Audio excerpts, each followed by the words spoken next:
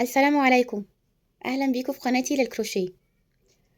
فيديو النهارده هشتغل جراب موبايل، هستعمل فيه الترتر الكبير او قشور السمك. هشتغل الجراب بخيط سلسله، ده خيط سلسله سمك 1 ملي. هحتاج 150 جرام من الخيط. هستعمل معاه ابره مقاس 3.5 ملي. الترتر هحتاج حوالي 15 جرام. الجراب طوله 19 سنتي وعرضه 11 سنتي. اول خطوه قبل ما اشتغل الشنطه، هجهز الترتر اللي هستعمله. ده شكل الترتر المتاح عندنا في مصر. الفتحة بتاعته بتبقى صغيرة قوي، ما تسمحش للإبرة أو الخيط إن هما يعدوا منها، فهحتاج أوسعها.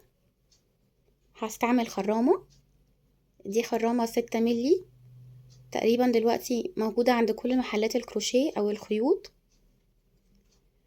ده شكلها من قريب. همسك الترتر، هدخله في الجزء ده،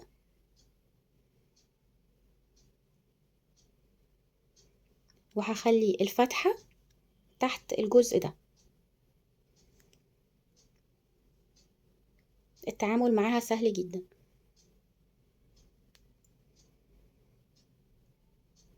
يا رب تكون التفاصيل باينة في التصوير. هضغط،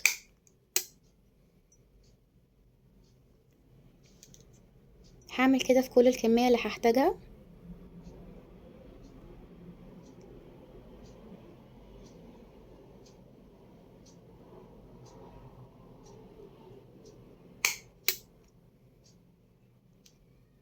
يا رب يكون الشرح واضح. في الاخر هاجي عند الجزء ده، هفتحه عشان انضف الخرامة. هكمل باقي الكمية وبعدين نبتدي في الشنطة. هبتدي ب18 سلسلة طولها 10 سنتي. هشتغل سطرين من غرز الحشو. هقلب السلاسل دي على الظهر. هشتغل السطر الاول في الحلقات اللي ورا. هسيب اول حلقة وهدخل في التانية. هعمل غرزة حشو وهكمل على باقي الحلقات غرز حشو.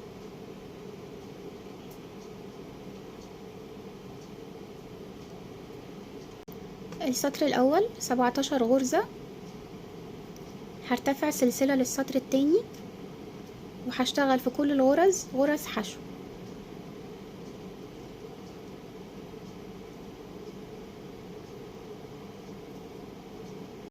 اشتغلت السطر التاني. الخطوة اللي جاية هعمل سطر من غرز الحشو حوالين المستطيل من كل جانب. هرتفع سلسلة. هنا الجانب الاول، ده السطر الاول والسطر التاني.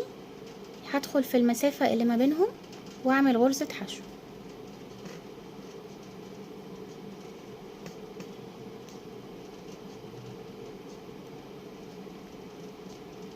ودايما هعلم اول غرزة في اي سطر.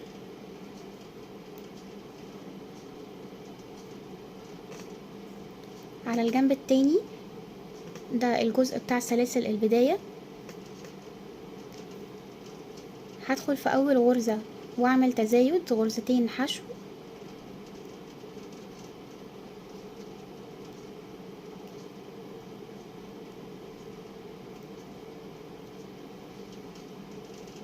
وهشتغل على باقي السطر غرز حشو فردية ما عدا اخر غرزة هعمل فيها تزايد غرزتين حشو.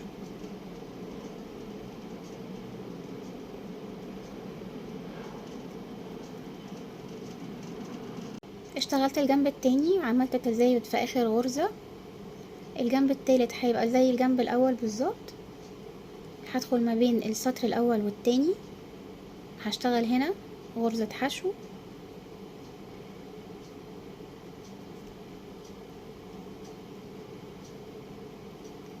الجنب الرابع هيبقى زي الجنب التاني بالظبط، هعمل تزايد في اول غرزة وتزايد في اخر غرزة، وباقي السطر كله غرز حشو فردية.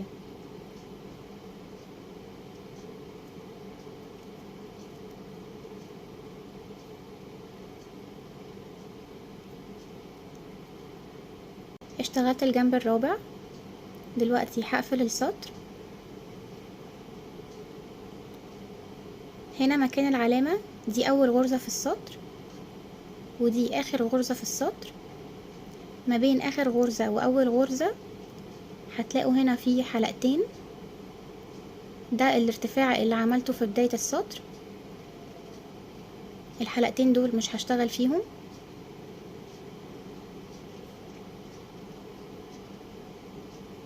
من اخر غرزة اشتغلتها هدخل على طول في الغرزة اللي عليها علامة واعمل منزلقة.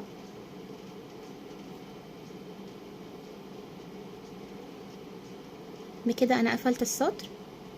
هرتفع سلسلة للسطر الاول، هرجع ادخل تاني مكان ما ارتفعت، اللي هي مكان الغرزة اللي عليها علامة. هدخل هنا تاني وهشتغل غرزة حشو في الحلقة الخلفية.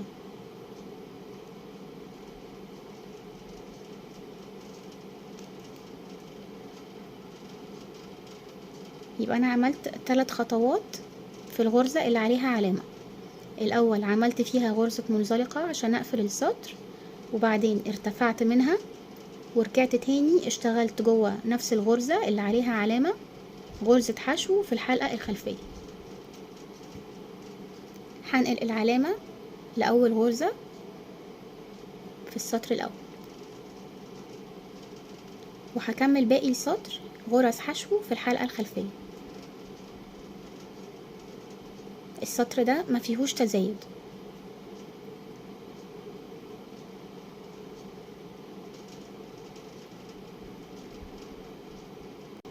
وصلت لنهاية السطر الأول. عشان أقفل السطر ده، دي آخر غرزة في السطر. هنا أول غرزة اللي عليها علامة، ما بين أول غرزة وآخر غرزة هتلاقوا فيه الحلقتين دول، ده الارتفاع اللي عملته في بداية السطر، وهتلاقوا قبله في حلقتين تانيين خارج منهم الارتفاع بالحلقتين اللي قبله مش هشتغل هنا خالص ولا في اي سطر في الشنطة. لو اشتغلنا في الجزء ده الغرز هتزيد وهتلاقوا الشنطة بتوسع منكم.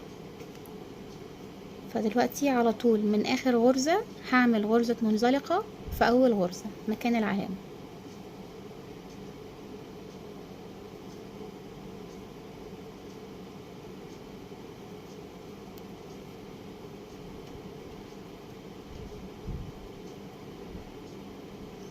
هرتفع سلسلة للسطر التاني، هدخل تاني في نفس المكان اللي ارتفعت منه مكان العلامة، وهعمل غرزة حشو، وهنقل العلامة معايا لأول غرزة في السطر.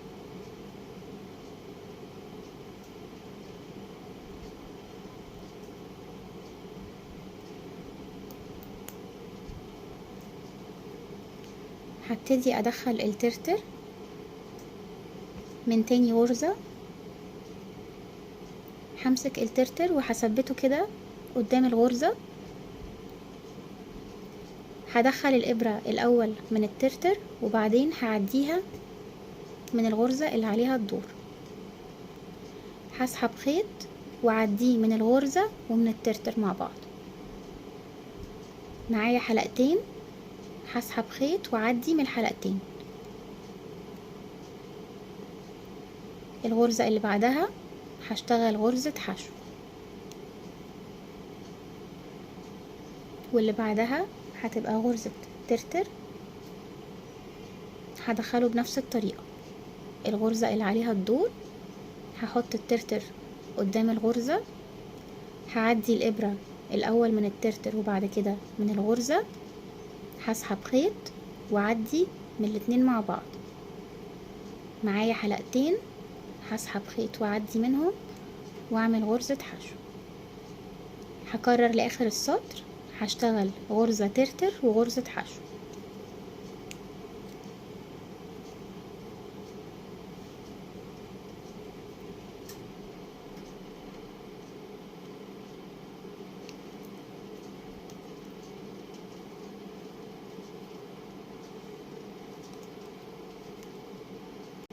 وصلت لنهاية السطر التاني.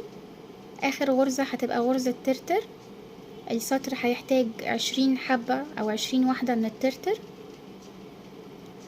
هقفل السطر ده زي السطر اللي قبله.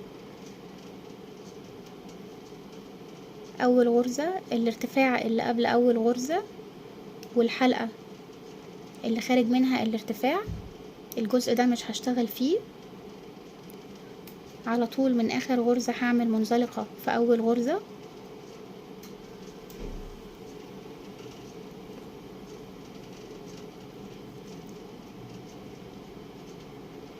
هرتفع سلسلة للسطر التالت، هرجع تاني نفس المكان اللي ارتفعت منه مكان العلامة، وهعمل غرزة حشو.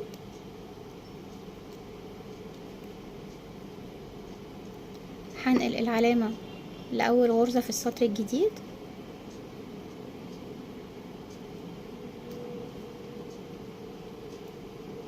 وهكمل باقي السطر غرز حشو.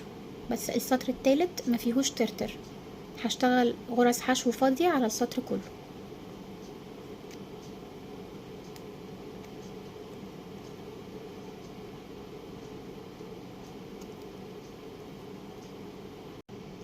اشتغلت السطر التالت وقفلته بنفس الطريقة زي السطور اللي قبله. من اول السطر الرابع هفضل اكرر السطر التاني والسطر التالت لحد ما اخلص السطر رقم 12. هشتغل سطر غرز حشو مع ترتر وسطر غرز حشو فاضية. كررت السطر التاني والتالت، خلصت السطر رقم 12. الجزء اللي جاي من الجراب هشتغله كله غرز حشو، بس هشتغلها في سطور مفتوحة. يعني الخطوة بتاعة غرزة المنزلقة اللي بشتغلها في اخر كل سطر مش هكررها تاني لحد اخر الجراب. ده السطر رقم 12، اخر غرزة فيه هتبقى غرزة ترتر. هشتغل السطر ال13 على طول، هدخل مكان العلامة، هسحب خيط، معايا حلقتين على الابرة، هسحب خيط واعمل غرزة حشو. دي كده اول غرزة في السطر رقم 13. هكمل لنهاية السطر غرز حشو.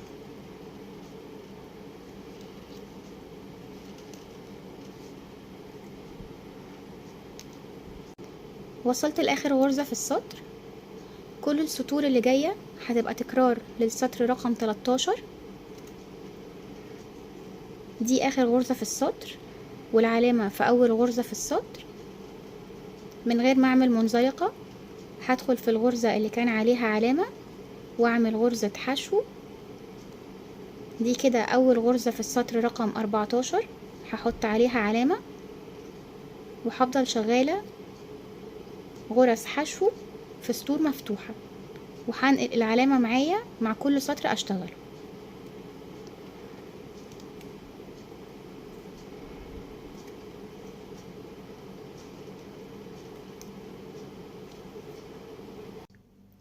اشتغلت غرز حشو في سطور مفتوحة لحد ما خلصت السطر رقم 33. وفي اخر كام غرزة كنت بشد ايدي وانا بشتغلهم، عايزاهم يطلعوا ضيقين شوية. اخر سطر في الجراب هيبقى كله غرز منزلقة. ريحوا ايديكم في غرزة المنزلقة او اشتغلوها بإبرة اكبر برقم.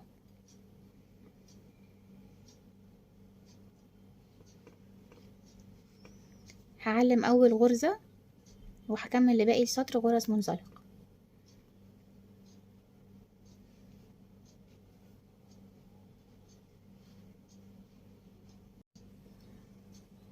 وصلت للغرزة اللي قبل الأخيرة.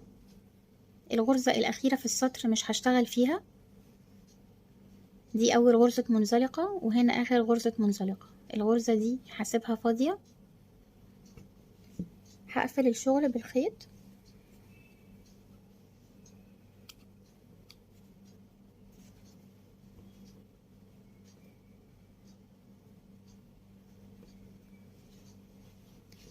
هقفل السطر ده بإبرة التنظيف،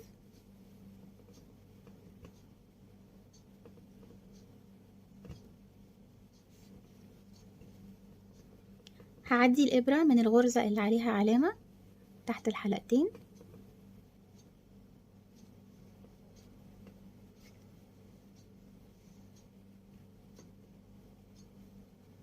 وبعدين عند آخر غرزة اشتغلتها هعدي الإبرة من النص ما بين الحلقتين بتوعها وهخرجها من الظهر.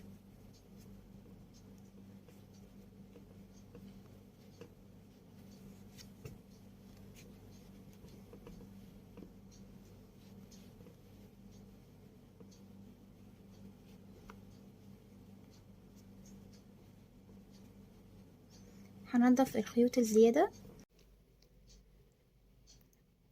ده الشكل النهائي للجراب بعد ما نضفت الخيوط الزيادة.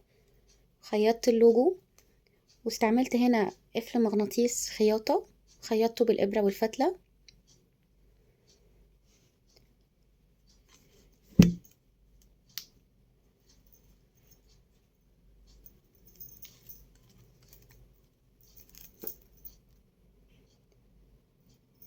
يا رب يكون الشرح واضح وتكونوا استفدتوا. مستنية رأيكم في التعليقات، وشكرا لمتابعتكم.